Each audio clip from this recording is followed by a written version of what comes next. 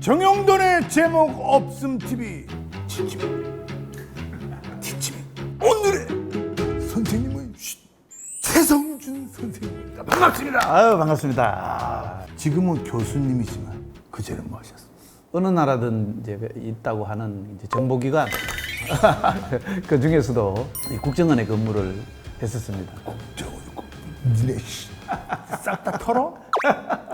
국정원 언제부터 언제까지 계셨습니까? 한 80년대 말 정도부터 2010년 중반 정도. 그럼 국정원 원래 안기부 아니었습니까? 옛날에 원래 이게 이름이 중정이라는 이름이었어요. 예, 중앙정보부. 안기부로 한번 바뀌었다가 현재 이제 국정원으로 이름이 이제 그럼 쌤 혹시 안기부? 안기부 시절에 들어갔다고. 남산? 그렇죠. 안기부 이렇게 걸어 들어가서 나올 때는 팔로 나온다는. 그 다 거짓말이에요. 아 이거 너무 제 식구 감싸기 아닙니까? 아니 전혀 그렇지 않습니다. 그게 이제 다만 이제 어느 나라든 정보기관이 이렇게 나온다. 사실은 이제 뭐 법대로만 할 수 없는 부분이 있다 보니까 그런 식의 이제 국민들한테 인식이 있었지 그런 지금 없었습니다. 안기부에서 국정원으로 바뀌면서 뭐 분위기가 더 좀 많이 바뀌었습니까? 그거 이제 바뀐 계기가 김대중 정부가 이제 출범하면서 이제 이름을 국정원으로 바꿨죠. 정 선생님이 얘기한 대로 과거에 뭐 무섭다느니 뭐 이런 인식이 남산 들어가면 있었는데 이제 김대중 정부 자체가 이제 그런 걸 완전히 이제 탈피하려는 국민하고 가까운 정보기관이 돼야 된다. 그 이전에 이미 남산 시대가 끝난 지는 좀 오래됐죠. 선생님 도대체 그러면 국정원은 뭐 하는 곳입니까 진짜로? 세계 어느 나라든 다른 나라하고 경쟁을 하기 위해서는 다른 나라 정보를 알아야 돼요. 대신에 다른 나라 정보를 그 나라도 쉽게 안 알려주려고 하죠. 은밀하게 알아서 우리나라에게 유리하도록 정보기관들을 만들었고요. 전 세계 어느 나라든지 다 그런 정보기관들이 있다고 보면 됩니다. 그 지금 조태용 국정원장이 그러면 현재 국정원장으로 알고 있습니다. 후배입니까? 이제 외교관 출신이죠. 외교부에 계셨던 분이죠. 짬으로 치면 비빌 수가 없겠네요. 아니 근데 그 은밀하게 어떻게 아는 거예요? 그거는 이제 그 나름대로의 노하우가 다 있죠. 근데 옛날에는 주로 이제 그 내부에 사람을 심어서 이제 비밀을 캐내기도 하고 요즘 같은 경우는 이제 과학 기술이 발달해서 드론 같은 거 침투시켜서 찍을 수도 있고 경우에 따라서는 이제 통신 전화 이런 게 많잖아요. 아 지금 선생님께서 많은 걸 감추려고 하는데 여러분들 제가 센 거 하나 여쭙고 확 열고 한번 가보겠습니다. 쌤, 예. 솔직하게 말씀하셔도 이제 조사하면 다 나와요. 솔직히 북한에 예. 우리 스파이 있습니까? 없다고 할 수도 없고 있다고 할 수도 없고 이렇게 얘기를 해야지. 그럼 당연히. 우와! 그러면 우리나라에 와 있는 북한 스파이도 있겠네요. 그건 당연하죠. 우리나라도 당연하면 당연히 북한이 여기에서 간첩이 있다면은 우리도 북한하고 어쨌든 체제 경쟁을 하고 살아남아야 되는 나라이기 때문에 당연히 있어야 됩니다. 있어야 되는데 있다는 말씀을 드릴 수도 없고 없다는 말씀을 드릴 수도 없다는. 어떻게 보면 다른 나라도 다 우리나라에 그런 정보망을 구축하고 있다고 보면은 되겠습니다. 그런데 이제 북한이나 이제 우리는 서로 뭐 거의 적대 관계, 이제 경쟁 관계잖아요. 주적이죠. 집중적으로 그런 스파이를 투입시킨다든지 이거는 뭐 당연한 일이죠. 선생님, 흑금성. 흑금성 실제로 이제 그거는 공개된 그렇죠. 존재이기 때문에 그리고 뭐 영화도 나오고 했기 때문에 흑금성이라는 존재는 우리가 오라 소름 돋았어. 공작을 하기 위해서 파견했던 일종의 스파이 중에 한 명이다 이렇게 보면 됩니다. 선생님 계실 때 아니었어요? 뭐 그렇다고 봐야죠. 그런데 이제 선생님의 오다로 흑금성이 간 거예요? 그거는 아니고 제가 있을 땐 그런 사실이고. 그러면 잠시만 흑금성 얘기는 지금 잠깐만 여러분들 잠깐만 기다려 주시고요. 근데 국정원이 되려면 어떻게 되는 거예요? 공무원들하고 똑같죠 뭐. 그럼 국정원 시험을 보는 거예요? 예, 지금은 현재 공채 제도가 이제 정착이 돼 있고 기본적으로 큰 골격을 유지하는 사람들은 공채로 뽑고 다만 이제 정보기관에 있는 사람들은 일반 공무원들하고 달리 많은 특기들이 필요해요. 쉽게 말하면 총 잘 쏘는 사람도 있어야 되고요. 뭐를 잘 훔치는 사람도 필요할지도 모릅니다. 뭐 해킹을 잘하는 사람, 이렇게 다재다능한 분야에 여러 사람이 이제 필요할 수 있다. 공채로 뽑지만 특채로도 뽑고. 그런 사람들이 이제 특채로 뽑는다 이렇게 보면 되겠죠. 그럼 저도 국정원 특채가 될 수 있습니다. 가능하죠. 깔깔이로. 그렇죠. 그런데 필요한 분야가 있다. 소련에서 옛날에 이제 냉전 시대에 어마어마한 KGB 스파이들을 만났는데 거기 보면은 뭐 미녀도 이용하고 심지어는 미남도 이용해갖고 이제 스파이를 빼내거든요. 그럼 저는 미남 쪽이네요. 선생님, 이 흑금성 이거 저 스토리 좀 얘기해 주시면 안 됩니까? 왜냐면 선생님 필드에 계실 때잖아. 이미 공개됐고요. 직접 뭐 관계는 없지만 관계 없다고 선을 그으시네요. 쓴 책에도 제가 공개를 해놨는데 이 사람이 원래 이제 정보사령부에 근무하는 군인이었습니다. 제대를 하고 전역을 하고 제대했으면 이제 끝난 거네. 끝났는데 이제 정보기관에서 그 당시 이제 가장 핵심적인 정보로 필요했던 게 뭐냐면 북한 핵 문제였어요. 그때가. 그게 몇 년도였습니까, 선생님? 공장 영화 여기 있네 여기 책에 1993년도에 북한 핵이 굉장히 거대한 이슈였어요. 왜 그러냐면은 당시로 봐서는 북한의 핵을 갖는다는 게 이제 세계적으로 봐서 경악할 일이었거든요. 그렇죠, 그렇죠. 원래 핵이라는 거는 강대국만 이제 갖도록 되어 있습니다. 공식적으로 가질 수 있는 나라가 미국, 영국, 러시아, 중국, 프랑스. 이렇게 5개 나라가 핵클럽 국가고, 그다음에 인도, 파키스탄은 자기들끼리 그냥 가졌고, 이스라엘도 있죠. 이스라엘은 공개적으로 시인도 하지 않고 부인도 하지 않는데 가진 걸로 보고 있고요. 북한도 있잖아요. 북한은 현재 자기들이 가졌다고 뭐 노골적으로 얘기하고 핵실험도 이제 했기 때문에 그럼 이거 흑금성에 어떻게 들어가는 거예요, 스토리가? 그때 이제 북한 핵 문제가 처음으로 불거지면서 북한 핵에 대한 정보가 엄청나게 필요했어요. 그런데 북한 핵에 대한 정확한 정보를 알 수 있는 사람은 최고위층하고 접촉할 수 있는 방법밖에 없었습니다. 정보사 소령 출신으로 그 당시 안기부에 이제 스카우트 돼서 흑금성이라는 암호로 어떤 수단과 방법을 가리지 않고 최고위층하고 접근해보라. 안기부에서 오다가 오고. 연락을 줬죠. 이건 크게 상황입니다. 뒤에 밝혀졌지만은 정말 이런 거는 아마 대통령하고 당시 뭐 이제 안기부장 정도하고 그 밑에 실무 책임자 정도만 원래 중국에 가서 중국에 나와 있는 북한 최고위층을 접촉하고 그렇게 친분을 쌓아서 이제 북한에 들어가서 그런 정보를 빼내라 이런 지령을 받고 갔었고 어떻게 그게 가능해? 북한에 어떻게 들어가? 이 사람이 나갈 때 장사하는 사람으로 나갔죠. 그래서 대북 사업 이런 거 하려면 북한도 이제 그때는 필요하잖아요. 근데 한국 사람이니까. 한국 사람인데도 그 당시 이제 남북 교류가 조금 있었을 때예요. 이 사람이 내세운 게 이효리 나중에 내세워가지고 광고 찍는 거 맞아, 애니콜. 해서 이제 중국에 가서 활동을 하면서 북한 고위층하고 이제 뭐 오래 만나고 밥 먹고 뭐 이렇게 하다 보면 친해지잖아요. 신임도 신뢰도 생기고 그러면서 이제 북한까지 뭐 방문을 한 걸로 내가 보기에는 북한 핵의 그 핵심적인 거는 결국 못 빼내고 나중에 여러 가지 정치적 이런 거하고 이제 하면서 사법 처리도 받고 요게 자체가 경계선이 애매해요. 영역을 조금 넘으면 입적행위가 될 수 있고 시킨 거면 잘하면 되는데 친하게 이러다 보면은 자칫하면 저쪽 편을 들 수도 있고 그런 것 때문에 좀 우여곡절을 겪었던 사람이죠.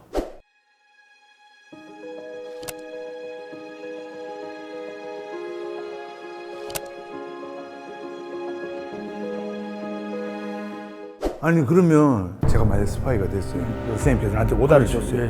내가 중국에서 사업가로 들어갔어요. 뭐 호고 먹고 막 이런 거 막 돈 마음대로 써도 돼요? 그거는 이제 공작이 필요하다면은 뭐 있을 수 있죠. 아니, 국가가 그거보다도 더 큰 이익을 가져온다. 그러면 뭐 얼마든지 줄 수 있지 않을까? 계속 호고 먹고 꼬랑주 먹고요. 글쎄요, 너무 많이 드실 것 같아. 일단은 스파이. 이 스파이가 선생님 무슨 뜻이에요? 스파이는 남이 숨기고 있는 거, 요거를 몰래 알아내갖고 상대편에 불리하게 만들고 우리 편에는 유리하게 만드는 겁니다. 그러면 이 최초의 스파이는 누구? 언제였어요? 인류 역사에서 세계 직업이 있다고 하는 얘기가 있습니다. 가장 최초의 세계 직업. 하나는 알아요. 하나는 뭡니까? 매춘부. 아, 그거 아시네. 하나는 스파이? 하나 스파이가 바로. 이제 찍어서 들어가는 거죠. 또 하나는 뭐가 있어? 하나는 먹을 것 같습니까? 힌트가 좀 주세요. 하나는 사람이 살면 불안하잖아요. 이 뭐 미래가 뭐 무당? 예, 맞습니다. 예. 원래 인류의 최초의 직업은 무당, 매춘부, 스파이다. 이런 얘기는 스파이가 왜 필요하냐면 개인도 내가 오늘 일어나서 무슨 일이 일어날지 미래 어떻게 살을지 면 주변 사정을 잘 알아야 되잖아요. 그건 개인 차원에서 하는 거고. 이게 조금 집단으로 국가 차원에서 가면은 반드시 경쟁 상대가 있습니다. 이 세상에는 그죠? 경쟁 상대 집단이고 경쟁 국가가 있으면은 그쪽에서 숨기고 싶어 하는 거 공개된 건 아무 의미가 없고 숨기고 싶어 한 것을 알아내야 돼서 내한테 유리하도록 만듭니다. 대무선이 알아낼 때 알아내는 것도 모르게 비밀리에 알아내는 거죠. 알아내는 걸 알았다고 하면은 이미 이게 무슨 스파이예요? 의미가 없죠. 그래서 제일 중요한 거는 비밀스러운 걸 비밀리에 알아낸다. 이 두 가지 전제 조건이 돼가지고 뭐 선생님도 막 은신술 이런 거 배우고 빨대로 이렇게 물 속에 들어가서 숨 쉬고 이런 거 배우고 하시는 거예요? 기본적인 뭐 그거하고 똑같은 훈련은 아니지만 기본적인 이제 요원이 되려면 어떤 훈련들 하세요? 그 뭐 아니 지금은 안 하겠지만 상상이 맡기겠죠. 옛날에 했던 거. 기본적으로 스파이더를 뭐 변장술 이런 것도 다 배운다고 보면 되고요. 선생님 이거 한 번만 떼봐도 되나요? 톰 크루즈 이런 나오면은 싹 가면 벗기고 그런 것도 할 필요가 있으면 해야 됩니다. 은밀하게 접근할 수 있는 방법이 있다면은 뭐 다 배워야 된다고 봐야 되죠. 선생님 그 국정원에서 운영하는 하나원 있잖아요. 예. 하나원에서는 어떤 거 해요? 하나원은 원래 이제 그 통일부 산하고요. 탈북자가 이제 탈북민이라 그러기도 하고 북한 이탈 주민이라고도 하죠. 네. 이분들이 넘어오면은 이 진짜 탈북자는 아니냐 이걸 먼저 가려야 됩니다. 그게 왜 중요할까요? 그렇지 스파일 수도 있잖아. 그렇죠. 또 스파이 줄 있는 거 말고도 스파이 말고 뭐지? 이제 헌법에 보면은 이제 대한민국의 영토를 한반도와 그 부속 도서라고 이렇게 이제 그렇죠. 규정을 우리나라는. 했어요. 예. 그러면 북한 주민은 헌법상 우리나라 국민입니다.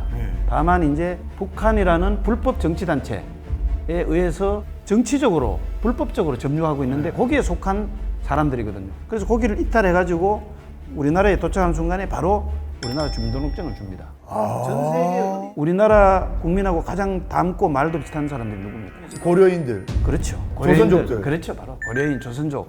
한국국이 탐납니까? 안 탐납니까? 탐나죠. 탐나죠. 여기 한국 국적인 거하고 그냥 조선족이나 고려인으로 여기 사는 거하고는 하늘과 땅 차이죠. 그래서 이제 그런 데서 위장으로 오는 경우도 많습니다. 아 조선족이나 고려인들이 여기서 스파이 가려내는 건 그 뒤에 일이고 바로 가려내는 단계를 이제 국정원을 비롯한 정보수사기관이 합동으로 가려냅니다. 어떻게? 이제 오랜 노하우가 필요하죠. 하나만. 청진에서 넘어왔다. 이게 참 조금 예민하긴 한데, 야, 너 청진에 이 사람 아느냐? 그럼 모르면 그 전에 또 넘어와 있던 많은 사람들이 진술해 놓은 게 있죠. 그런 거를 보고 전문용어로 뽀롱이 나는 거죠. 근데 그렇게 그냥 바로 물어보면 안 돼요, 쌤? 야, 근데 김정은 개봐. 못하면 아니 여기 넘어온 사람들은 김정일 할 수 있는 사람이 다 넘어오지. 그걸 가려낸 후에 한국 국민으로 국적으로 자격이 있다 확인하고 정착할 수 있는 예비 기간을 주기 위해서 하나원에 들어갑니다. 근데 만약에 그렇게 해서 걸러냈어? 그럼 그 사람들은 어디 가요? 북한으로 다시 보내요? 스파이면은 처벌을 받죠. 당연히 스파이면 이제 예를 들어서 10년 받았어. 그럼 10년 받고 나오면 한국에서 살아요? 대개 이제 그 하는 부분 전향을 합니다. 안에 나는 무조건 그러면은 이제 거의 뭐 무기징역까지 가야 된다고 봐야죠. 다시 돌려보내지는 않는군요. 뭐 스파이는 다시 돌려보낸다는 것은 이제 말이 안 되죠. 북한에 돌아가도 어차피 발각돼서 죽는데. 그렇지. 그래, 전역한 척하면 어떡해요? 그게 이제 옛날에 좋아. 옛날에 그 이수건 사건이라고 있었습니다. 수근이 형이요? 이수건 오래된 일이죠. 북한의 원래 통신사의 고위 간부인데 판문점을 통해서 갑자기 확 뛰어와가지고 미군 차를 타고 남한으로 넘어와서 자기가 귀순하러 왔다. 이렇게 하다가 남한에서 이제 결혼도 해서 살았고 방공강연도 막 다니고 기록에는 그 당시 중정인지 안기부인지 제가 연도상으로 모르겠는데 지금 비슷하게 간부까지 올라갈 수 없는 시간이 그렇게 많지는 않았어요. 그렇게 행세를 하다가 여러 가지 심경의 변화를 일으켜갖고 위장 탈북했는지 탈북을 했다가 마음이 바뀌었는지 몰라도 이제 탈출을 했죠. 다시 북으로 갔어? 이제 제3국으로 이제 이탈을 했는데 그때 이제 잡혔죠. 잡혀가지고 다시 한국에 끌려와서 사형당했죠.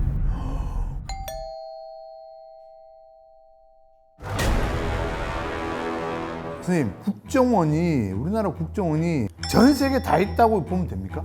전 세계 어느 나라 정보기관들이든지 해외의 정보요원을 다 파견을 한다고 보면 됩니다. 그러니까 그 이스라엘인가요? 모사드인가?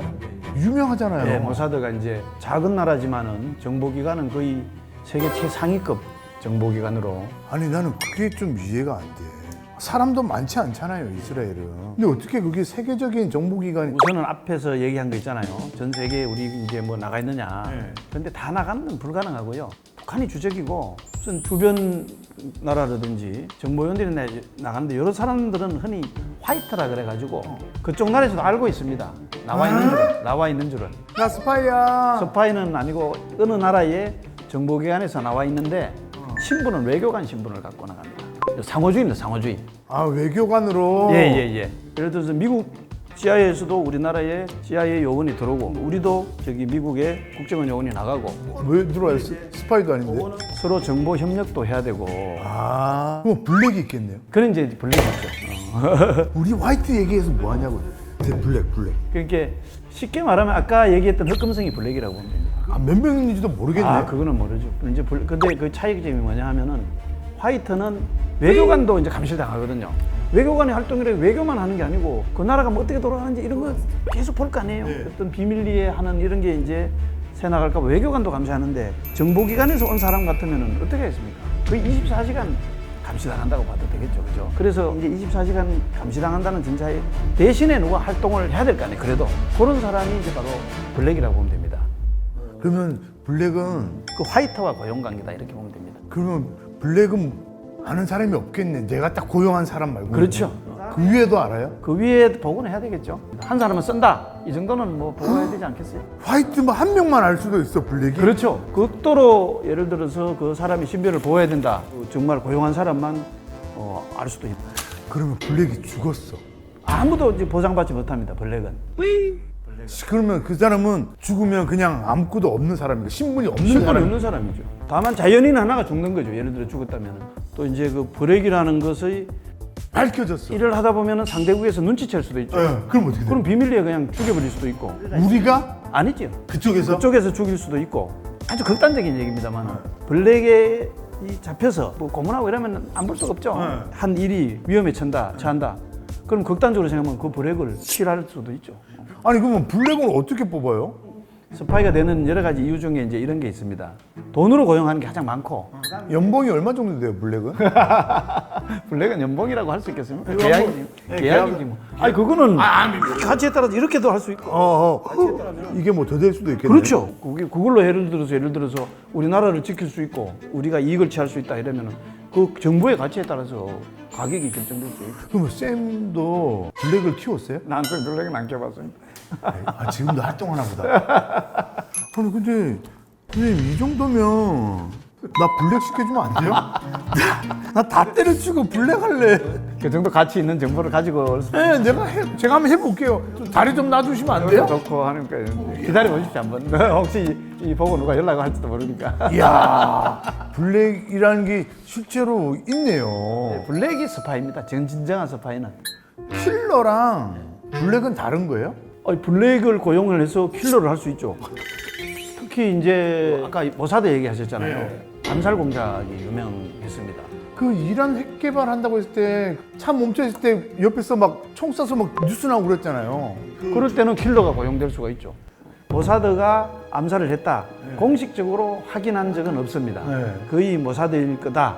이런 이제 사건들이 과거에 많이 있었죠. 예를 들어서 이제 전쟁은 이게 부담이 크잖아요. 꼭 필요한 경우, 국가가 결심을 해서 행할 수가 있죠. 아 근데 만약에 쌤, 나 왜 이렇게 흥분했지? 내가 블랙이야. 잡혔어. 예. 그게 내가 고문을 했어. 그래가지고 쌤, 저 좀 살려주십시오. 그럼 쌤이 뉘신지. 잘라야지. 꼬리를 자르는 게 원칙입니다. 쌤 제가 다 얘기했어요. 쌤이 제 화이트라고. 그래도 꼬리를 잘라야 되죠. 왜 그러냐면은 일일성에 제가 한자까지 다 얘기했어요. 그래도 잘라야 됩니다. 왜 그러냐? 만약에 그걸 인정하면 국가가 결국은 그 행위를 한 게 인정하는 꼴이 되거든요. 그래서 공식적으로는 잘라야 됩니다. 쌤이랑 그러니까 화이트랑 블랙이랑 어릴 때부터 친구였어. 그래도 냉정하게 잘라야 되죠. 오케이 그럼 형제. 형제라도 국가가 우선이다 생각하면 잘라야 돼요. 후덜덜덜. 그럼 우리나라의 블랙도 지금 어딘가에서는 활동하고 있겠네요. 당연히 있겠죠. 실제로 우리도 그 암살당한 저 사건 있잖아요. 언제요? 이한영이라고 이한영? 김정일 처조카.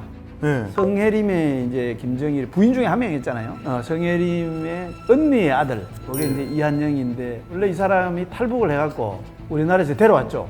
왜 데려왔겠습니까? 가치가 있으니까 데려왔죠. 그렇죠. 뭐 김정일 와이프의 언니의 아들 로얄 패밀리 네. 가치가 있어 데려와서 다 알려진 사건이니까 그렇게 여기 와서 살았습니다. 아 진짜요? 왜 몰랐지? 이름도 바꾸고 다 살았죠. 뭐 살다가 조금 이제 이 경계심이 풀어져 가지고 자서전 비슷한 걸 내버렸어요. 그래가지고 요 어디 분당인가 어디 총을 맞았던가 동침을 맞았던가 이렇게 죽었죠. 그럼 그거 싼 사람이 누구겠습니까? 블랙이죠. 북한의 블랙이죠. 우와, 근데 심지어 소름 돋았어. 한번 찾아보세요, 이완영. 야, 1997년도야. 30년도 안 됐어. 일단 날카로운 질문 하나. 북한에서 저 알까요? 알겠죠. 이렇게 유명한 분을 뭐 북한에서 왜 모르겠습니까? 진짜? 그럼요. 어떻게 알아? 북한에서 남한을 계속 집중적으로 봐야 되는 사람들이 있어요. 그게 저도 있어요? 이저 뭐 정선생 정도 되면은 당연히 들어가 있겠죠. 다만 뭐 그렇게 위험하다고 생각하지 않을 가능성이 있거나 위험하진 않지만 이용할 가치가 있다고도 할 수 있습니다. 그러면 쌤은 알겠다, 북한에서. 아니 뭐 저야 뭐 이 책도 쓰고 뭐 그 전에는 몰랐죠. 블랙이셨구나. 블랙은 아니고 제 대학의 신분을 안 밝히니까 모르죠. 화이트와 블랙 그 사이 뭐 그레이 뭐 이런 거였어요? 정보기 한 사람들은 신분을 밝히지 못하게 돼 있습니다. 그래서 저도 현직에 있을 때는 한 번도 밝힌 바가 없고. 국정원이라고는 괜찮잖아요. 국정원 다니는. 그거 절대 안 됩니다. 그럼 국정원이라고 안 적혀 있어요? 안 적혀 있습니다. 명함도 못 씁니다. 그러면 아빠 뭐 하는 사람이야? 우리 애들도 고등학교 때까지도 몰랐습니다. 저기 뭐 하는 사람인지. 집안의 그 가족들한테도 얘기 못 해요? 다만 와이프 같은 경우는 눈치로 알죠. 뭐 자기 신원 검증한다고 아, 뭐 배우자도 항상 신원 검증을 합니다. 정보기관의 직원의 와이프가 뭐 스파이다, 뭐 위험 인물이다 이러면은 엄청나게 이제 문제가 생기잖아요. 그러면 그 정도는 안 돼요. 뭐 뉴스 온 가족이 다 보고 있는데 뭐 국정원 얘기 나올 때 약간 이렇게 티를 좀 낸다든지. 뭐 그런데 하여튼 원칙적으로는 자기 신분을 절대 노출하면 안 되는 게 원칙입니다. 그럼 선생님은 원래 국정원 무슨 과 하셨어요? 그건 뭐 절대로 말하면 안 되는. 전 전자공부 전자과 나왔거든요. 그런 건 절대로 말하면 안 돼. 쌤 책에 써놓은 거 아니에요? 그렇게 이제 퇴직하고 나서도 안 밝혔는데 이제 책을 쓰면서 처음으로 밝혔어요. 다 밝혔네. 근데 전직이니까 이제 밝힐 수 있는 거죠. 국회정보위원회에 있었네. 국가안보전략. 그거는 이제 공식 기관입니다. 외부 기관입니다. 외부 기관. 이 책을 썼는데 이 출판사에서 뭔가 좀 나름대로 권위가 있어야 될 거 아니야. 그래도 국정원 출신이 책을 쓰다 해야지 조금 관심도 갈 테고 신빙성도 있고 신빙성도 설득력도 있고 설득력도 있고. 그래서 내 고민하다가 그거까지는 밝히자. 다만 이제 이 책에 있는 내용은 제가 재직 중에 지득해서 얻은 기밀을 내용은 없습니다. 우리 저기 정 선생님 전작가구나. 근데 어떻게 전작가 나왔는데도 이게 되고 이게 다 사람의 몸은 전기로 돌아가는 거 아니겠습니까? 그래서 그렇게. 네. 그러면 선생님 동기들은 몇 분이셨어요? 그것도 얘기하면 안 되죠. 동기도 얘기 못 해요? 예. 왜? 선생님 블랙 블랙입니까? 요? 동기는 말할 수 있잖아요. 몇 명인지는. 그것도 안 돼. 원래 이제 국정원은 세계 어느 나라 정보기관도 조직, 인원, 예산, 소재지 요까지도 이제 비밀을 붙이게 돼 있어요. 왜 그러느냐? 그거를 알면은 그 나라의 정보기관의 능력에 유추가 되잖아요, 그죠? 밝히지 않는 걸 불문율로 합니다. 아니 그러면 예를 들어서 쌤 오늘 고생 많으셨습니다. 약주 한잔 하시죠. 술을 자시고. 쌤 그래서 그 블랙 누군데? 이제 자격이 없는 거죠. 그걸 부르면은. 정통적으로 스파이 교육받는 사람들은 고문을 해도 견뎌낼 수 있는 저기 정신력이라든지 훈련을 받죠. 그리고 칼기 사건의 김현희 같은 경우도 잡히면은 죽으라고 그래, 죽어라. 청산가리 먹고 죽으라고. 전혀 간지러면 안 타십니다. 대단하십니다. 우리 옛날에 이우락 중앙정보부장이 김일성 만나러 북한에 갔다 그러잖아요. 갔었어요, 유락이? 이후에 갔다 왔죠. 와서 이제 7.4 공동성명도 발표하고 그러는데 만약에 이제 정보기관장이 북한에 왔는데 납치에 응유했다. 그러면 대한민국에 엄청난 이제 기밀 이런 게 누출되잖아요. 그래서 이 청산가리 앰프를 갖고 갔다는 거 아니에요. 여차하면 죽을 각오하고. 그러면 선생님이 쓰신 책 예. Spy and Movie 요거 관련돼서 뭐 저는 아직 읽어보지는 못했습니다만 왜냐면 스파이 하면 제가 지금 생각나는 스파이는 마타하리. 왜 유명한 어떻게 거죠? 마타헬 그래 아시죠? 아니, 마타하리는 영화 제목도 있고 또 여자 스파이고. 맞아. 이중 스파이 성격도 있고요. 예. 마타하리가 이제 원래 1차 세계대전 때 인물입니다. 예. 어느 나라 사람이에요? 정확하게 국적을 봐야 되겠는데 이 책에 내용이 있습니다. 이 마타하리가 원래 네덜란드 출신이에요. 그 살기가 어려워가지고 가족들이 뿔뿔이 흩어져서 이것저것 이제 친척집에 얼굴 살고 이러다가 인도네시아에 주둔하는 네덜란드 장교가 있었어요. 인도네시아에. 그 당시엔 식민지 이제 할 그렇겠네. 때니까. 예. 이 장교가 인도네시아에 있으니까 장가 갈 길이 없으니까 신문에다가 나 이런 사람인데 시집올 사람 없느냐 이렇게 공고를 낸 거예요? 부원 광고를 네. 냈어요. 그래서 보니까 아이고 너무 살기 힘들고 뭐 이 저기 남의 집 그 저기 친척 집도 뜸살이하기 힘들잖아요. 그래 그걸로 이제 쉽게 말하면 결혼을 했어요. 마타하리가 아 원래 스파이로 길러진 게 아니에요? 아니에요. 그리고 가서 이제 거기 가서 실제로 아들 딸 낳고 한 7년 정도 살다가 남편이 이제 이게 성진도 미끄러지고 이러다니까 알코올 중독에 빠지고 가정도 잘 안 보고 이래가지고 결국은 이제 이혼을 했습니다. 그 뭐 아들도 죽고 뭐 이런 사고가 생기면서. 아이고. 그래 와가지고 다시 네덜란드로 돌아왔지. 돌아왔는데 이 또 혼자 이혼녀가 혼자 살려니까 이게 참 살기 힘들잖아요. 뭐 한때는 그 네덜란드 프랑스 외교관 세컨드로 살기도 하고 이러다가 파리로 갔습니다. 이제 프랑스하고 어떤 인연이 이제 닿아가지고 파리로 가서 거기에 파리에 있는 물랑루즈라는 유명한 극장이 있어요. 거기서 이제 무대를 섰는데 그 마타하리가 인도네시아 있을 때 인도네시아 전통춤 같은 거 뭐 이렇게 약간 이런 게 있지 않습니까? 이런 걸 이제 배우고 이랬는데 그거를 장점을 활용해 가지고 이제 이렇게 약간 춤을 추면서 옷을 살살 벗는 스트립쇼. 그 당시로 봐서는 이제 뭐 신기한 거야. 그래 히트를 쳐가지고 아주 큰 명성을 얻었죠. 아 원래 스트리퍼였구나. 스트립쇼 했어요. 그러다가 이제 이 피부도 또 조금 이국적으로 생기고 그랬어요. 사진 지금도 사진 보면은 또 본인이 또 그걸 조금 날조하다가 원래 내가 뭐 인도네시아 공주 출신이다 뭐 이렇게 이제 슬쩍 흘리기도 하고 이렇게 하다가 이제 잘 나갔는데 그러다 보니까 프랑스 상륙천들하고 잘 알게 되죠. 뭐 어디까지 갔는지 모르겠습니다. 하여튼 뭐 친하게 지내고 뭐 이제 이렇게 내부적으로 프랑스 어떤 그런 정보를 상당히 조금 많이 알고 있는 그런 상태였는데 이게 이제 나이가 들고 하니까 이 조금 스트립쇼도 이제 떨어지고 또 이것도 오래 보면 식상하잖아요. 그 이제 인기가 없어서 이거 이제 먹고 살 길이 조금 이제 막연해지고 이러다가 이제 여기서 프랑스에서는 안 되겠다 싶어가지고 베를린으로 갔습니다. 베를린에 갔는데 그때 이제 2차 세계대전이 터졌습니다. 근데 이제 독일하고 프랑스는 상호 적대국이잖아요. 그렇죠. 그러니까 독일에서 이렇게 보니까 여자가 프랑스에서 잘 나가다가 상류차라고도 가까운 여자가 독일 스파이였어요? 독일에 와 있다는 걸 알고 포섭을 했습니다. 독일 스파이였습니다. 아 진짜? 포섭을 해갖고 이제 스파이 교육도 시켰다고 하고요. 그런 과정에서도 네가 프랑스 있을 때 뭐 아는 거 얘기해봐라 뭐 이렇게 조금 정보도 빼내고 했겠죠. 빼내고 하고 궁극적으로는 귀국을 이제 시켜서 스파이 활동을 시키려고 했던 것 같아요. 그런데 이제 이게 꼬투리가 잡혔습니다. 뭐 예를 들어서 통신이 왔다 갔다 하는 데서 암호가 해독이 되거나 이렇게 해가지고 그래서 영국을 거쳐서 프랑스로 이제 들어가려고 하는데 영국 정보기관에서 먼저 한번 잡아버렸습니다.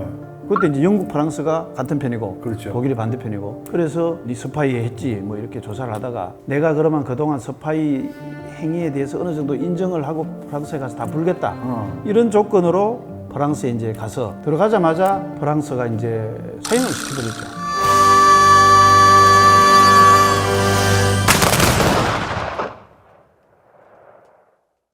사형을 시켜버렸는데 이제 의견이 분분합니다. 그 당시에 재판 기록을 보면은 뭐 일개 군단을 뭐 이렇게 무력화시킬 만한 그런 정보를 흘려가지고 실질적으로 스파이했다. 그래서 당신은 사형이다. 이렇게 했는데 오래 뒤에 밝혀진 걸로는 크게 이 여자가 알고 있는 정보가 뭐 그렇게 대단한 것도 아니고 프랑스에서는 오자마자 잡혔기 때문에 뭐 하지도 못했던 거 아니냐. 그래서 이제 나중에 비평하는 사람들은 이 여자가 스파이를 하든 뭐든 이래 하는데 이제 다 아는 사람들이 프랑스의 그 전문용어로 하면 방귀깨나 이런 사람들이니까 이게 너무 확산되고 이러면은 프랑스 그 전체 어떤 이미지라든지 그 전쟁 중일 때 그런 이미지가 훼손되면은 그렇죠. 전력 상실도 되잖아요. 우리가 얼마나 허술해지는지도 뭐 전력 상실도 되면서 그러니까 서둘러 사형을 시켰다 하는 이런 또 이제 얘기도 있어요.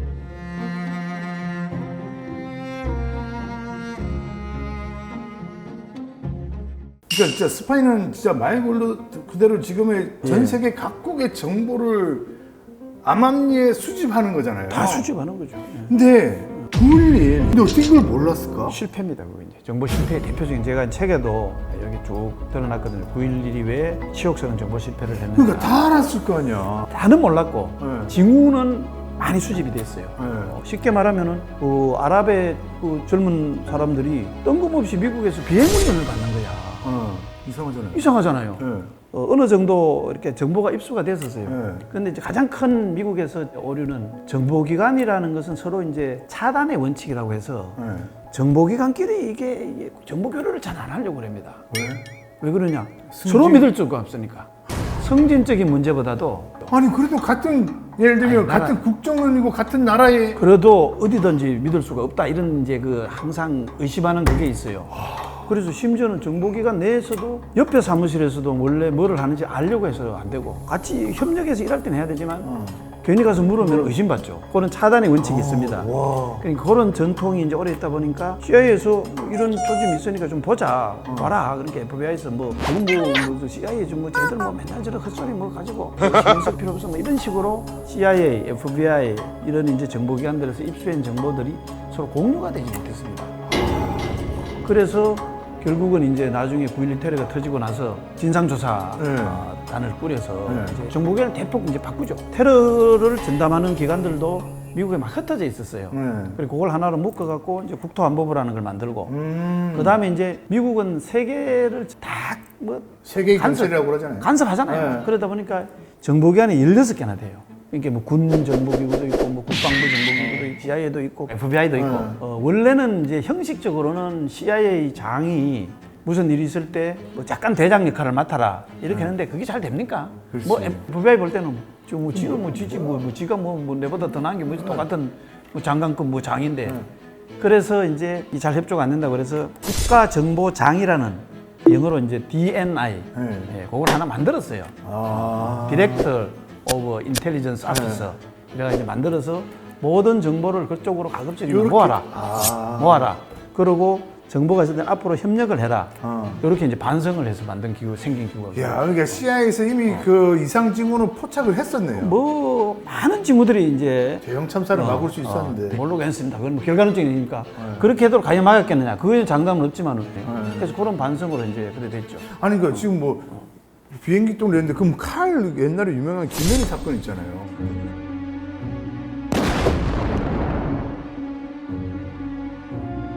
김현희 사건은 북한 이제 그건 완전히 공작이죠. 그거는 우리나라에서는 전혀 낌새를 못 쳐. 그건 전혀 알 수가 없었죠. 왜냐면 북한이라는 체제가 이제 가는 그게 있고요. 그건 완전히 김정일이가 내린 오다거든요. 네. 완전 블랙이었네. 그렇죠. 올림픽을 앞두고 남한이 올림픽을 단독으로 개최한다는 건 북한으로서는 치명적인 그렇죠. 그거잖아요. 세계로 봐서 남한은 저기 올림픽 치를 만한 나라가 안 된다. 위험한 나라다. 이런 거를 이제 각인시키기 위해서 김현희를 밀봉 교육을 시키고, 그리고 김정일이 밀봉 교육이라 그래가지고 일본 교육이 밀봉 교육 이제 외부하고 차단된 상태에서 오랫동안 이제 일본인화 교육, 뭐 중국인화 교육 이런 거를 이제 계속 공정을 해. 그걸 밀봉 교육이라 그럽니다. 몇 년 동안. 그렇지. 그러면 올림픽 예를 들면 사마란 씨가 그때 세울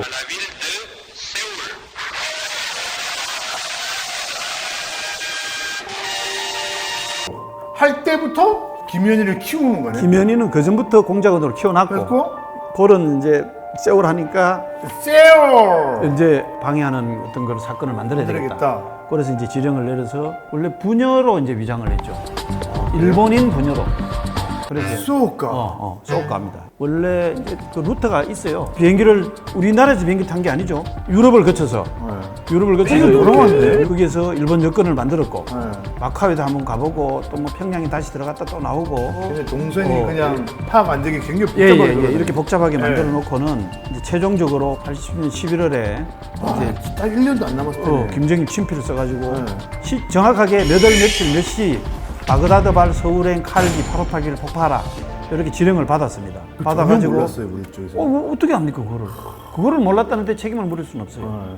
평양에 출발해가지고 이것도 아주 모스크바 거쳐서 부다페스트 거쳐서 빈을 거쳐서 베오그라드를 거쳐서 완전 이렇게 돌아온 거네. 쭉 돌아가지고 이제 바그다드에 와서 거기서 바그다드에서 이제 중동에 옛날에 우리 그 건설 많이 노동자들도 많이 나갔잖아요. 나갔잖아요. 예. 거기서 이제 직항이 있었어요. 예. 주로 이제 그 뭐 귀국하고 이런 사람들 예. 타는 그 바그다드에서 비행기를 이제 타고 거기다가 이제 그 라디오 형태로 된 폭발물을 이제 그 좌석 위에 이제 이렇게 넣는 데 있잖아요. 예. 거기다 넣고는 아부다비 공항에서 내려버렸습니다. 자기는 내렸어. 내려서 둘이 이제 그래가지고 바그다드 출발하고 나서 중간에서 이제 폭파돼가지고 그 안에 다 사람들 살지 않고 다 죽었잖아요.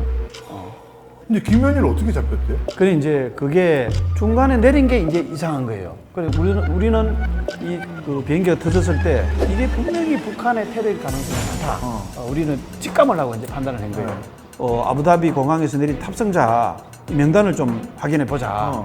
이제 그쪽에 외교적으로 요청을 했죠. 요청을 하니까 그 중에서 일본인 여권자가 이제 미조 여권인 거예요. 이렇게. 공항에 빠져나가려고 얼쩡거리는 거를 체포해가지고 이제 조사를 했죠. 조사를 하는 중에 이제 스파이는 잡히면 죽어야 된다 그러잖아요. 네.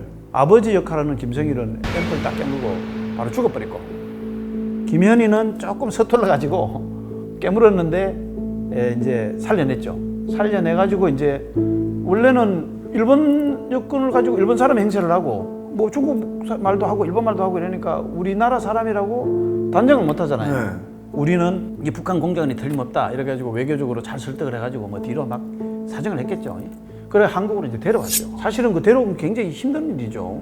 남의 나라에서 일어난 일이고 그렇지. 북한 일이고 거기 그런 것도 없잖아요.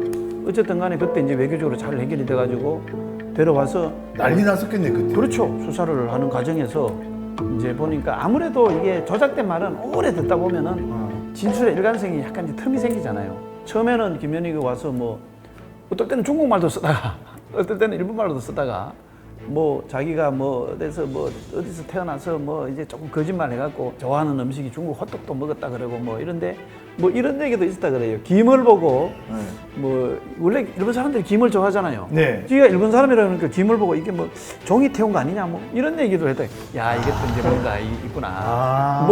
뭐 그럼에도 불구하고 계속 이제 오리발을 내밀고. 오리발 내밀고 그렇다고 뭐 무슨 고민할 수도 없고 그 당시는 가능했잖아요.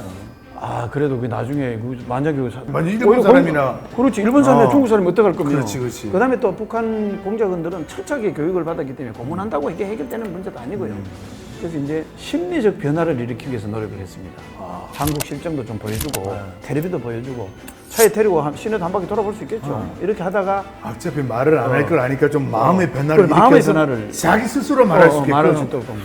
그런데 여자 수사관들이 이제 붙어가지고 거의 이제 형제처럼 같이 생활하면서 밥도 먹고 그 뭐 같이 목욕도 하고 여자들 같이 목욕도 할 수 있잖아요. 목욕하면 끝이라고. 같이 목욕하면 친해지잖아. 네. 그래서 첫 마디가 한국말로 나옵니다. 그때까지는 한국말도 그렇죠. 그때는 계속 일본어를 하기도 하고 영어, 중국어를 하기도 하고 한국말을 한마디도 안 한국어 했어요. 한마디 안 됐습니다. 그만큼 스바라시. 평양 외국어 대학을 졸업했거든. 일본. 완전히 어느 쪽으로는 진짜. 그렇게 아주 철저하게 교육을 네. 받고 내려게. 그래서 와. 한마디도 안 하다가 이제 신경의 변화를 이렇게 첫 마디 한국말이 나서 그게 혹시 뭔지 목욕탕에서? 들어봤습니까? 네. 목욕탕에서? 목욕탕이든지 뭐 목욕하는 과정에서든지 네. 하여튼 언니들하고 하면서, 언니라고 했나 보다. 언니. 언니라고 한까지 맞아. 맞아? 네, 언니까지는. 언니를 왜냐면 갑자기- 되게 이제 여자들한테 그리고 나이도 조금 많았을 것 같고 한두 살 언니. 많았고 그렇게 뭐 언니 몇 살이에요? 언니 어, 남자친구 있어요? 그건 아닌데 왜 그러냐면은 이 김현희가 그동안 자기가 계속 거짓말을 하고 일본말 하고 뭐 이렇게 했잖아. 언니 미안해요. 정답 띵동댕.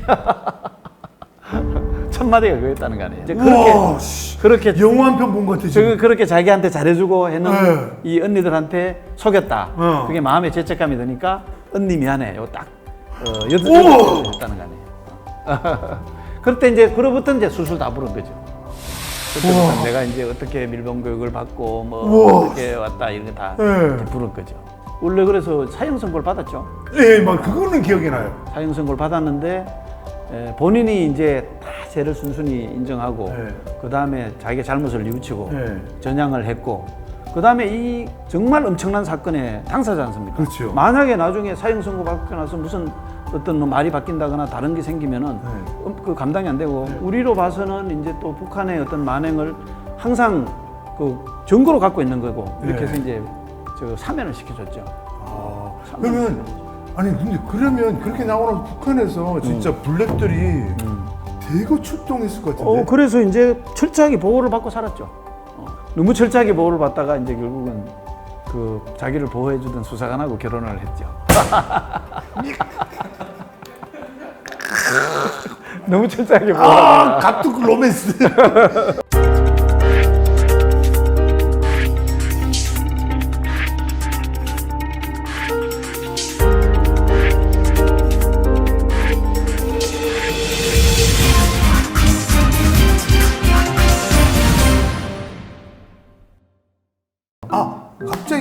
저희 어릴 때 니네 그거 안 했냐?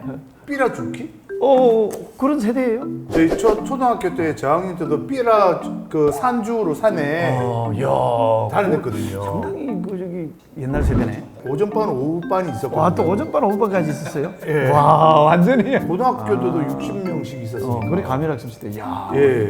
나는 그렇게 안 봤는데 상당히 그 세대에 속한. 삐라가 많지는 않았어요. 예, 부산까지 날아가겠어. 날아와. 그럴 수도 있지. 이제. 그래서 기류를 타고. 예, 그러면 막 한두 장 죽는 애들이 있어요. 그러면 공책이나 연필로 바꿔줬거든요. 야, 그때까지도 그게 있었구나. 예, 그게 있었어요. 이제 우리 때는 상당히 많았죠. 우리 때도 이제 삐라주면 공책 바꿔주고, 그러면 그때 간첩 신고 요령 이런 교육도 받고. 맞아요. 근데 요즘도 삐라 같은 거 대북 전단지 이런 거 뿌리고 그쪽에서 오고 하나요? 뭐지? 그때 상당히 이제 삐라가 많았고, 네. 그때는 내 기억에 이제 간첩 식별 요령이라는 걸 교육을 받은 적이 있어요. 네. 뭐 어떻게 식별을 하느냐, 어떻게 식별했을까? 그때 이제 그 한국 전쟁 직후니까 어떻게 나눴을까? 김일성 개새끼. 한 3가지 정도 기억나는데 6.25 때 납북됐다 세근에 갑자기 나타난 사람, 아침 일찍 산속에서 양복 입고 내려온 사람, 간첩일 확률이 높다. 그 다음에 또 100원짜리, 그때 100원짜리 담배도 있었습니다. 100원짜리 담배 사고 10,000원짜리 내는 사람, 그러니까 남한 실정을 잘 모르는 사람, 이런 사람이 간첩일 확률이 높다. 이게 한 3가지 정도가 기억나요. 지금은 그런 간첩이 없죠. 그렇죠. 근데 지금은 삐라 안 뿌립니까? 그러니까 삐라는 이제 오래전에는 직접 이제 정부 당국에서 네. 북한을 향해서 삐라를 뿌린다고 해요. 네. 근데 그 이후에는 이제 또 그 남북 간의 분위기가 많이 바뀌고, 지금은 이제 주로 그 탈북자 단체라든지 이런 그 이제 의협심 가지고 개인적으로 돈 가지고 이렇게 뿌리는 경우가 많죠. 그런데 보면 이제 거기다가 제일 많이 넣는 게 이제 1달러짜리 뭐 이런 걸 넣는다 그러잖아요.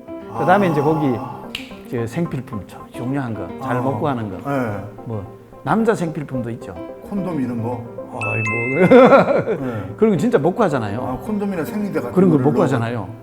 이거 저기 산에 다니다가 그 누가 하는 사람 죽으면 소문이 날 거 아닙니까? 네. 기가 막히더라. 그러면 이제 누가 그렇게 이제 다닐 거 아닙니까? 그러면은 이제 거기다가 이제 예를 들어서 뭐 선전문도 넣고 이제 이런 식으로 최근에 또 간간히 뭐 탈북연대나 이런 사람들이 네. 이 북풍 이용해서 이제 네. 뿌리고. 왜냐면 가족을 두고 온 사람들은 또 얼마나 간절하겠어요. 남아있잖아요. 예. 그래서 북한이 이제 그걸 또 이거 저기 왜 방치하느냐 이렇게 뿌리는 행위를 항의를 하고 한때는 그러기도 했죠. 그러면 네. 국정원 선생님 갑자기 그냥 일반 직장이랑 좀 비교를 좀 해보고 싶어서 승진 같은 것도 뭐 호봉제입니까? 당연히 이제 조직이기 때문에 계급이 있죠. 아 계급이 있어요? 계급이 있죠. 대리, 군에도 계급이 과장, 있죠. 뭐 이런 그렇다고 식으로. 봐야죠. 아, 다만 그래요? 노출이 되지 않는 거죠. 뭐 과장이라 불러요? 최 과장님 이렇게 불러요? 그 안에서는 거기에 이제 조직이 있기 때문에 그 조직의 장이면 그 조직의 장으로 부르고 뭐 이렇게. 야 철저하게 말씀을 안 해. 직급 자체도 말을 하는. 당연히 그러죠. 근데 일반 공무원은 정부 조직법에 딱 그 무슨 직책 이런 게 나오잖아요. 네. 근데 원래 정보기관은 정해진 조직이 없습니다. 네? 뭐라고? 정해진 조직이 없다고 보는 게 맞습니다. 그 상황에서 그 시대에서 그런 조직이 필요하다면 그 조직을 만들면 되는 거예요. 아니 그러면 예를 들면 국정원에 중국과 뭐 베트남과 예. 이런 식으로 아예 그 부서가 없는 거예요? 그것도 말씀을 못 하시나? 어떤 형태로든 간에 편의상 이제 예를 들어서 최근에 이 중동문제 이게 아주 심각하다. 네. 거기서 만들면 됩니다. 그래가지고 뭐 중동센터, 센터의 대장이면 센터장 뭐 이렇게도 부를 수 있고. 그렇지. 그럼 아니 뉴스에서 국정원 출퇴근하는 사람들은 뭐 하는 사람들이에요 다? 그거 다 이제 뭐 어디 뉴스에 나옵니까? 출퇴근하는 게? 네. 어디? 그렇다. 국정원 이거 돌에 국정원 적힌 것만 봤지. 그렇죠. 그 사진만 공개되죠. 사람들이 왔다 갔다 하는 거 못 보네. 사람들 왔다 갔다 하는 거 못 봤는데 저는. 근데 그럼 다만 이제 국정원장은 왜요? 이 국정원법에 그렇게 보면 그렇게 돼 있습니다. 국정원에는 원장과 차장 그리고 기조실장을 둘 수 있다. 이렇게 딱 돼 있어요. 그러니까 공개해도 되는. 그 사람들은 공개가 돼 있습니다. 아. 그 사람들은 임명받았다고 뉴스에도 나옵니다. 그렇지. 그 딱 그리고 청문회도 하고. 청문회는 원장만 청문회를 네, 하는 거고. 하고. 이야 미치겠네 지금. 선생님 네. 밝혀졌는데 예. 우리가 지금 잘 모르고 있었던 국정원의 활약 같은 거 있습니까? 거의 다가 안 밝혀지죠. 성공했다고 보면은 안 밝혀진다고 보는 거죠. 우리가 알만한 것들은 다 이미 실수했던 거 뭐 이런 거는 이제 세상에 이제 드러난 적도 있고 그런 것들은 실수하면 안 된다라는 게 국정원 그 계약서에 있습니까? 계약서는 어떻게 써요? 계약서는 없죠. 무슨 계약서가 있습니까? 국정원은 그 현재 신분상 네. 소방공무원, 뭐 경찰공무원 이런 것처럼 특정직 공무원입니다. 또 그다음에 이제 국정원법이 따로 있고 국정원직원법이 또 따로 있습니다. 국정원직원법이라는 게 좀 듣기 이상하죠, 그죠? 근데 현재 엄존하는 법률입니다. 거기에 보면 이제 특수신분이기 때문에 규정하는 몇 가지가 이렇게 있습니다. 그럼 연봉은 만약에 연봉은 밝힐 수 없고요. 네, 그게 예를 들어 밝힐 수는 없는데 제가 밑에 직원이에요. 예, 예. 저 작년에 좀 성과 좀 냈으니까 연봉 협상 같은 것도 좀 할게요. 저 1,000만 원만 올려주세요. 협상을 이렇게 블랙 같은 경우는 가능할 겁니다. 블랙은 사실은 공무원도 아니고 국정원 직원도 사람도 아니고 아니네. 특별한 그 목적을 위해서 그거는 계약에 따라서 정말 엄청난 거를 뭐 했다 그러면은 가능한데 화이트는? 일반 화이트는 그럴 이유가 없죠. 그냥 공무원인데요. 예. 표준에 따라서. 그럼요. 그렇죠. 뭐. 그거는 일반이랑 똑같네요. 그럼요. 원래 그 저기 재밌는 거는 간첩을 신고하면은 네. 일반인은 지금 20억까지인가 간첩 신고 포상금이 있습니다. 현재 그만한 가치가 있는 간첩이 이제 가치에 따라 최대가 20억. 옛날에 이제 5억까지일 땐가 있었어요. 네. 그거 보면 재밌는 게 일반인들은 5억인데 공무원은 1억입니다. 1억. 왜? 당연히 해야 될 일을 했다 이거죠. 공무원은 당연히 해야 될 일을 했기 때문에. 국정원 직원도 신고해도 돼요? 그러면 빵원이죠. 자기가 해야 될 일이. 자기가 당연히 해야 되니까 빵원이죠. 지금 이제 국정원 후배들도 만나십니까? 거기 이제 저희 그것도 안 됩니까? 아니, 아니 후배 만나는 것까지는 얘기할 수 안 되는 것까지는 아닌데 네. 후배들이 한테 피해를 주기 싫어서 아니, 그러니까 만나는지 안 만나는지. 뭐 인간이기 때문에 이제 어떤 경우에는 뭐 만날 경우도 있지만 가급적 서로 안 만나려고 하죠. 뭐 예를 그것도 들어서 좀 그렇게 봐요? 전직은 그냥 자연인입니다. 이제 뭐 찍은 용어도 아무것도 안 하잖아요. 이제 근데 만나면 왜 얘기를 안 해줘요? 죄인인데 알고 있는 건 많은 아니 건데. 그래도 이제 재직 중에 지독한 그거는 절대로 얘기를 하면 안 되는. 왜요? 하나만 얘기해줘요. 아니 그건 법적으로 걸립니다. 네. 다 편집할게 하나만 얘기해. 법적으로 걸립니다. 어쩌다 보면 뭐 인간이기 때문에 결혼식도 하고 뭐 결혼식 할 때는 뭐라고 어떻게 가요? 국가에서 이제 어떤 일을 하고 있는 공무원이다. 공무원이다. 이렇게까지만 밝히지 절대로 그 이름은 안 밝힌 경우는 못 봤습니다. 아니 그러니까 예를 들어서 예. 이 친구들도 있을 거 예, 아니에요. 예, 필요한 같은 거 할 때. 예, 형부, 저 오빠 나 좀 소개시켜줘요. 형부, 저 오빠 뭐 하는 사람이야? 그 영화에 보면 뭐 7급 공무원인가 영화가 예. 있으세요. 근데 서로가 국정원 지금 요원인데 서로가 모르는 상태에서 뭐 이상한 해프닝이 벌어지는 가능한 일이더라고요. 전혀 파트가 다르면 전혀. 그렇죠. 예. 가능한 일이라고 보면 되죠. 그 직원분들은 회식하면 무슨 얘기예요? 아무 얘기도 못 할 것 같아. 뭐 아니, 자기들끼리만 있으면은 네. 자기들끼리만 있으면은 뭐 세상 돌아가는 얘기도 하고 대파 한잔 먹으면서 대파 한잔 먹고 세상 돌아가는 얘기 하겠죠. 그런데 업무와 관련 얘기는 안 하는 게 이제 원칙이에요? 불문율입니다. 그거는 이제 불문율. 안에서 얘기하면 되죠. 밖에는 이거 기도 있고 이거 술 먹으면 떠들면 안 되죠. 불문율 같은 거 뭐 있어요? 형이라고 부르면 안 된다든지 성준이 형 뭐 이런 거. 그거는 뭐 상관없죠. 뭐 할 수 있는 거죠. 뭐. 이게 약간 서글픈 존재입니다. 뭐 잘한 걸 어디 떠버릴 수가 없고요. 그다음에 또 이 사람이라는 게 권력욕도 있고 명예욕 이런 게 있잖아요. 구청 같은 데 가면 이제 뭐 계장도 있고 과장도 있고 네. 그러잖아요. 계장에서 과장 됐다. 그럼 뭐 동네 잔치하고 난리 난다고요. 그렇죠. 막 화분이 막 들어오고 막 네. 뭐 그런데 이놈의 이 조직은 세상이 안 밝혀지기 때문에 이게 경조사 이런 거나 경조사 이거는 어쩔 수 없이 이제 서로 하지만 근데 뭐 그거- 얘가 뭐 승진을 했네 이런 게 근데 밖에 안 알려지잖아요. 아니, 아무도 안 알아주고 안에서만 그냥 아유 축하한다고 그 내부에서만 이루어지는 거니까. 그래서 내가 어떨 땐 생각해, 야 이게 참 인간의 이 욕망 중에 명예욕도 중요한데 그죠. 그 밖에다가 내가 출세했다고 막 나 이렇게 최성준이야. 뭐 이거 뭐 얼마까지 뭐 올라가는데 물론 이제 장관되고 이러면 되겠지만 그 밑에는 나머지는 다 이게 익명이잖아요. 그렇죠. 그 익명 속에서 살아가는. 자기 이름으로 살아가기가 힘든. 익명 속에 살아간다는 그 운명이 굉장히 이제 어떤 숙명이라고 보면 돼요. 만약에 그런 일 없어. 솔직하게 이제는 은퇴할 수 있게 됐으니까. 애기가 학교 다닐 때 맞고 네. 왔네. 아빠, 한테 맞았어 아빠. 어떡해. 뭐 부부로 해결해야죠. 뭐 네? 엄마가 담임생 찾아가다 아니든지 뭐 블랙을 보낸다든지. 킬감이지. 우리 아빠 차야. 너네 엄마 아빠 싹 다 여보, 나 지금 미치겠어 여보. 나 지금 그게 그 알지 그 이네 아빠 지금 백 싸줬대 지금. 킬감이지.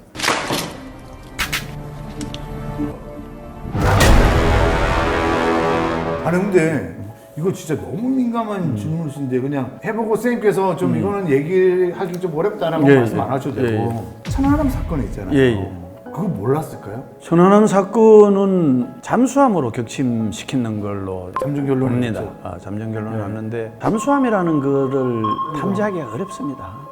탐지하기가 어렵습니다. 잠수함은 탐지 그래서 예를 들어서 잠수함이 이쪽 남쪽으로까지 왔다면은 어떻게 탐지될 수 있는데 거의 그 이제 천안함의 그 활동 무대가 그 경계선이잖아요. 예, 예. 그래서 격침 당한 거고요. 나중에는 이제 저걸 찾아냈죠. 그뭐 어뢰. 어뢰인가 예. 어뢰에 보면 뭐 한글로 예, 이렇게 쓰여졌고. 저는 잘 기억이 안 나는데 북한이 사과도 안 했던 걸로 기억을 안 하죠. 하고 당연히 안 하죠. 아직 북한의 행위라는 걸 인정을 한 적이 없죠. 그러니까 북한이라는 게 우리는 밝혀졌는데 그거를 어느 수준까지 대응을 해야 된다고 보십니까? 사실은 눈에는 눈, 이에는 이 이렇게 해가지고 응징하는 게 네.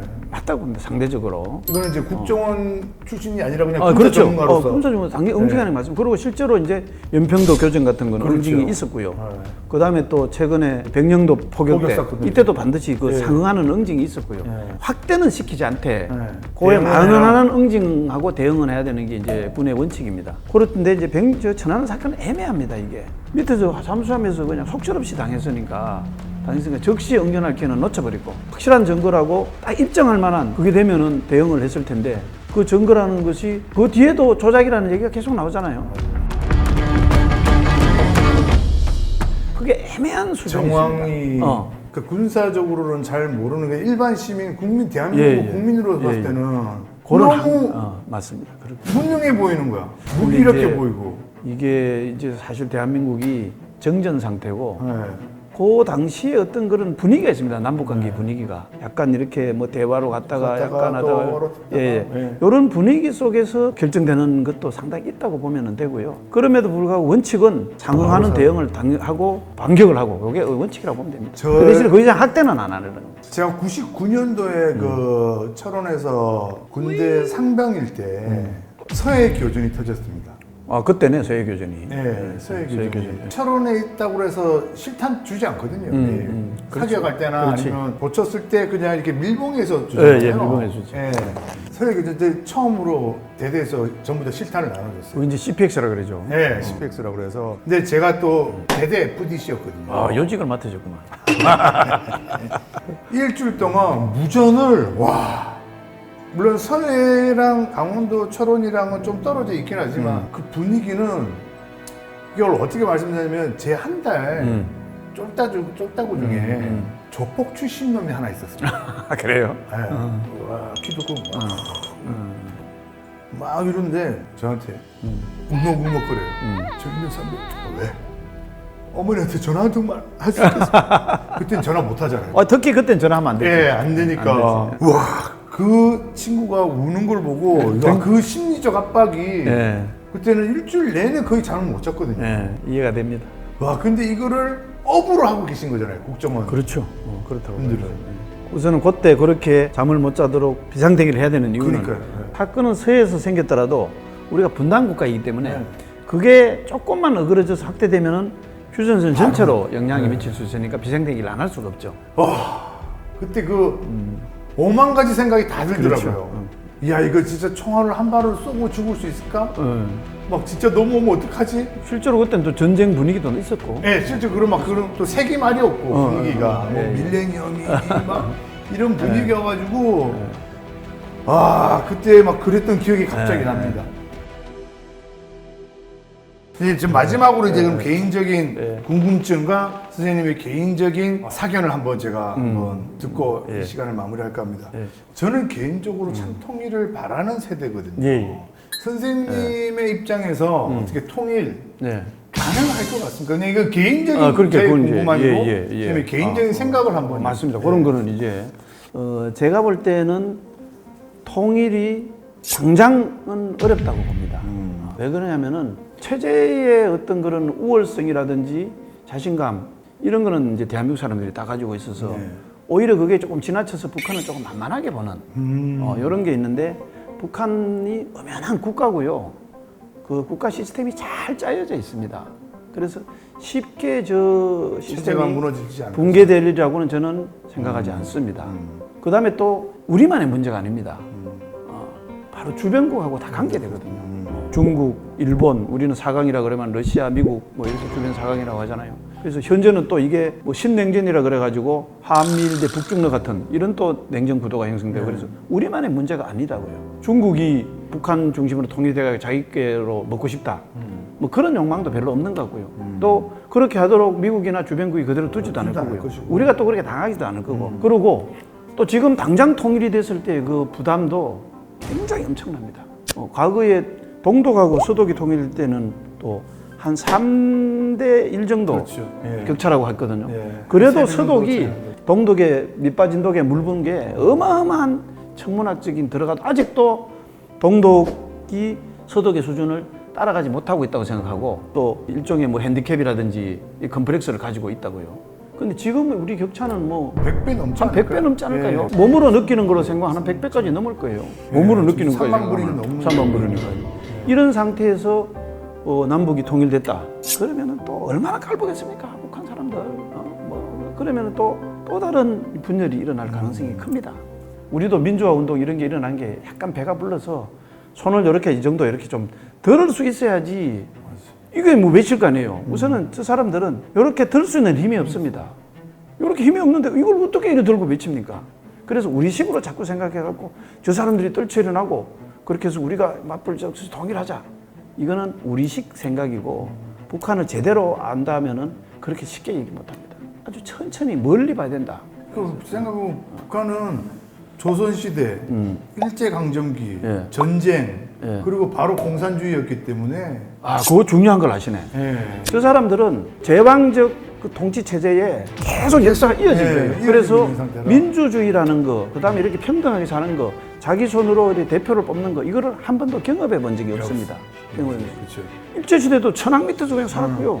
그다음에 공산주의가 되고 나서도 김일성이 이제 우상화돼 갖고 지금 계속 고려 체제에 삼았기 때문에 당연하다고 생각합니다. 프랑스 혁명 때 왕이 처음으로 단두대에 목이 땡깡 잘리잖아요. 이게 그 당시 사람으로서는 충격적이에요. 왕이 없는 세상이라는 거를 상상해 보니까 상상을 해본 적이 없으니까 왕은 늘 있었습니다. 늘 있었습니다. 그러니까 이제 그때 나머지 유럽의 왕들이 이제 이 목이 서늘하잖아요. 그래서 모든 그 유럽의 왕들이 프랑스에 적이 돼 갖고 프랑스를 쳐밀어 왔잖아요. 그때 나타난 영웅이 한 사람 있죠. 나폴레옹 그렇죠. 나폴레옹이 그렇게 해서 나타난 영웅입니다. 혁명 정부를 지키고 프랑스를 지키기 위해서 너무 전쟁을 잘해갖고 거기서 이제 프랑스 영웅이 되어서 다시 황제가 된 거지만 그 황제가 된 것도 황제에 익숙한 거야. 그렇게 해도 한 번 익숙한 거야. 그랬네요. 그래 생각하면은 이쪽은 그쪽은 해본 적이 없어요. 그걸 해본 적이 없어요. 해본 적이. 그래서 왜 저 사람들은 김정은이를 뭐 이렇게 막 나와서 떠받들고 막 이거 하느냐 하는데 경험이 없습니다. 경험이. 그게 중요합니다. 그건 대단한 그 정말 해안을 알고 있네. 이거 아는 사람 잘 드문데. 사실 저는 개그맨이 아닙니다. 그래. 코미디언입니다. 오늘 우리 그 선생님과 함께 더 많은 얘기를 하고 싶었는데 잘 넘어가지도 않고. 네, 넘어가지도 않고 또 궁금한 것도 많은데 오늘 뭐 어차피 시즌 1이었습니다. 예. 시즌 2 때 예. 다시 한번 뵙도록 하고 예. 뭐 마지막으로 선생님 또 끝으로 하고 싶은 말씀 있으십니까? 국익을 위해서 국가 차원에서 꼭 있어야 될 세계입니다. 이 스파이 세계가 반드시 또 존재해야 할 기관이고 이름 없는 존재. 우리는 이제 순직을 해도 이름 없는 별일로 남거든요. 현충원이 이런 데나 현충원에도 안 갑니다. 우리는 현충탑이라 그래서 무명탑 무명탑처럼 별만 새겨져 있습니다. 별만. 그 이름을 언제 누가 어디서 어떻게 죽었다 이걸 하지 않고 별만 새겨져 있습니다. 별만 있습니다. 지금 가면은. 그래서 그런 무명 속에서 이제 헌신하는 이제 존재가 있다는 거를 조금 이해를 좀 하고 대신에 얘기했지만 가끔 이제 뭐 삑사리 나고 그러면 뭐 나쁜 놈들 뭐 저거 뭐 하고 하는데 그렇다고 변명도 할 수 없고 그런 부분이 있다는 애환을 조금 알아줬으면 좋겠고 너무 좀 거창한 담론이니까 아닙니다. 예. 사실은 뭐 이렇게까지 안보를 걱정 안 하고 살기 위해 많은 분들이 노력을 하셨고 그렇기 때문에 저희가 이렇게 또 이렇게 잊고 지내고 살 수 있는 거고 그러니까 그런 부분에 대해서는 사실 또 충분히 저희도 이번 기회를 통해서 맞습니다. 그런 분들을 위해서 많이 감사함을 또 예. 표현을 해야 될 아이, 것이고 고맙습니다. 예. 지금까지 정인돈의 제목 없음 TV 감사합니다, 선생님. 감사합니다.